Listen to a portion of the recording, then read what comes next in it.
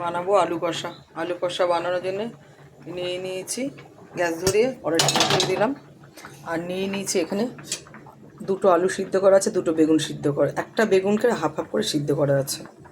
দেবো তেল কড়াইতে।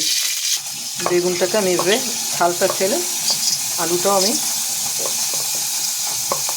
ভেবে নেব।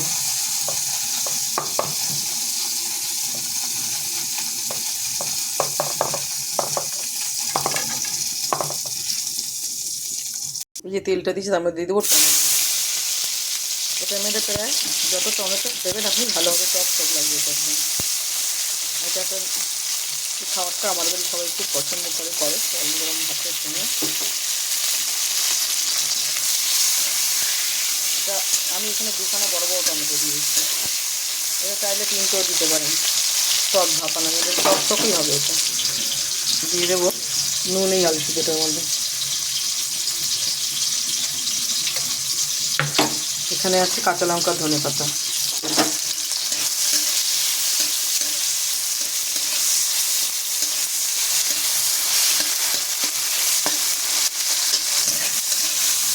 টমেটো ভাজা দিয়ে দেবো এই আলু সিদ্ধ আর বেগুন সিদ্ধটা।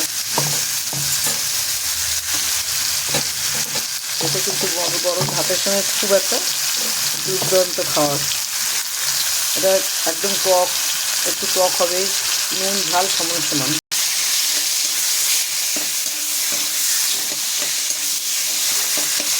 একদম পুরো মিশিয়ে নিতে হবে এই টমেটোগুলির সঙ্গে বেগুনটা আর আলুটা।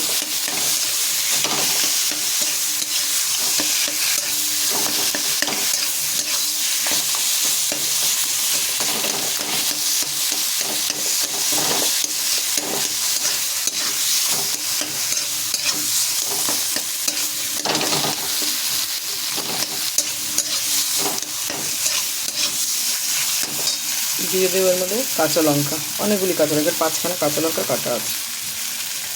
দিয়ে দেবো ধনে পাতাটা।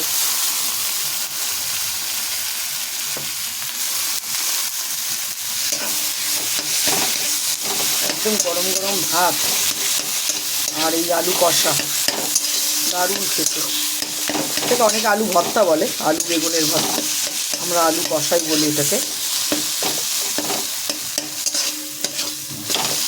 দিয়ে দেবো কতগুলি কাঁচা লঙ্কা গোটা। এটা যখন যদি কেউ খায় তখন সে ডলে খেতে পারবে। হয়ে গেছে আমার আলু কষা। গ্যাসটা অফ করে দেবো। এরপরে দেখি গ্যাসটা অফ করে দিলাম, নামিয়ে নেব।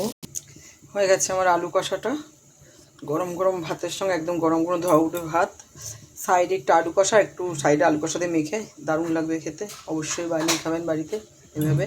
শীতকালে এটাই তো মুখে। আর এটা কিন্তু সম্পূর্ণ নতুন আলু দিয়ে করলে বেশি ভালো হবে। আমি নতুন আলু দিয়েই করেছি, নতুন আলু দিয়ে করলে বেশি টেস্ট এটা। আর চাইলে আপনারা গোটা বেগুনও দিতে পারেন, মানে যে যতটা পরিমাণ। আমি এখানে যেহেতু দুটো আলু নিয়েছি তাই হাফ বড় একটা বেগুনের হাফ নিয়েছি। অবশ্যই ভিডিও ভালো লাগলে লাইক করবেন, কমেন্ট করবেন আর শেয়ার করবেন। আর অবশ্যই বানিয়ে খাবেন। শীতকালের একটা রেসিপি এটা।